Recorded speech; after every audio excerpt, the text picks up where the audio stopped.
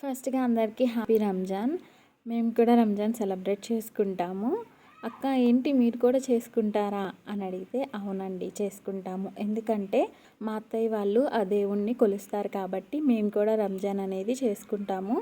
కాకపోతే సాటర్డే రావడం వల్ల మేమైతే సండే చేసుకున్నాము. సాటర్డే నాన్ వెజ్ తినం కాబట్టి. సో ఇంకా నార్మల్గా తెలిసిందే కదా రంజాన్ అప్పుడు బిర్యానీ అండ్ చికెన్.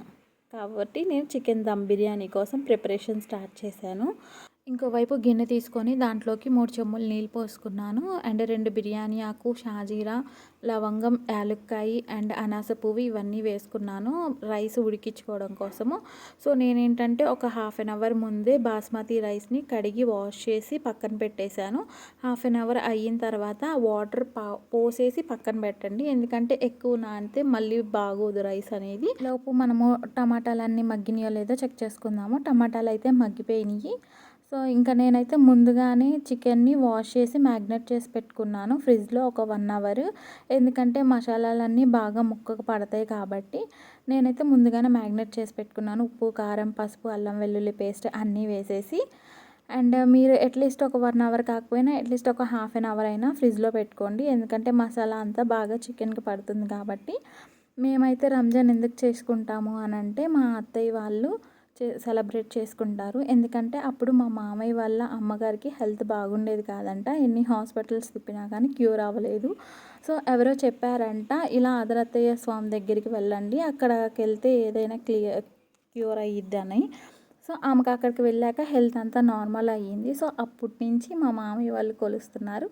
సో ఇంకా మేము కూడా ఆయనకి పూజ చేసుకుంటాము. కానీ ఎప్పుడు రంజాన్కి విజయవాడ వెళ్ళే వాళ్ళం, ఈసారి వెళ్ళలేదు. ఇంకా ఇక్కడ బెంగళూరులోనే ఇక్కడ మేమున్న ఇంట్లోనే సెలబ్రేట్ చేసుకోవాల్సి వచ్చింది. అండ్ ఇంక ఈలోపు మాత్రం మన రైస్ కూడా బాయిల్ అయిపోయింది. బాయిల్ అయిందా లేదా అని ఎలా తెలిసిద్దంటే ఒక మెతుకు ఇలా మధ్యలోకి ప్రెస్ చేస్తే విరిగిపోతుంది. సో బాయిల్ అయిపోయినట్టే. నేనైతే రైస్ వేసేది కూడా క్లిప్ అయితే మిస్ అయ్యింది, ఏమనుకోమాకండి. నెక్స్ట్ టైం అయితే షూర్గా అంత ప్రాసెస్ పెడతాను. 70% చికెన్ కుక్ అయ్యి అండ్ 80% రైస్ కూడా కుక్ అయితే మీడియం ఫ్లేమ్లో పెట్టుకొని రైస్ లేయర్స్గా వేసుకుంటూ కొత్తిమీర అండ్ పుదీనా, ఫ్రైడ్ ఆనియన్స్, లైట్గా నెయ్యి వేసుకుంటా దమ్ పెట్టుకోవడమేనండి. దీనికి పెద్ద ప్రాసెస్ ఏముండదు. 13 మినిట్స్ మీడియం ఫ్లేమ్లో పెట్టుకొని దమ్ పెట్టుకుంటే సరిపోతుంది. దాని మీద ఏమైనా బరువైన వస్తువు పెట్టి దమ్ పెట్టుకోండి. దమ్ అయిన తర్వాత కూడా ఒక 10 మినిట్స్ అలా వదిలేసేయండి. ఎమ్మటే మూత అయితే తీయమాకండి. ఖీర్ కూడా చేశాను, అదే పాయసం అండి. ఈ రెసిపీ మాత్రం మీకు నెక్స్ట్ వ్లాగ్లో షేర్ చేసుకుంటాను. ఇంకా ఇవన్నీ దేవుడి దగ్గర పెట్టుకొని దండం పెట్టేసుకున్నాము, దీపం పెట్టేసి. మా అత్తయ్య వాళ్ళు ఎప్పుడు ఎలా చేస్తారో అలాగే చేసుకున్నాం మేము ఈసారి. కానీ ఎవ్రీ ఇయర్ విజయవాడలో చేసుకునే వాళ్ళం అందరితో కలిసి. సో మేమైతే ఈ ఇయర్ ఇక్కడే చేసుకున్నాము. మీకు కనుక ఈ వీడియో నచ్చినట్లయితే లైక్ చేసి కామెంట్ చేసి సబ్స్క్రైబ్ చేయడం మాత్రం మర్చిపోకండి.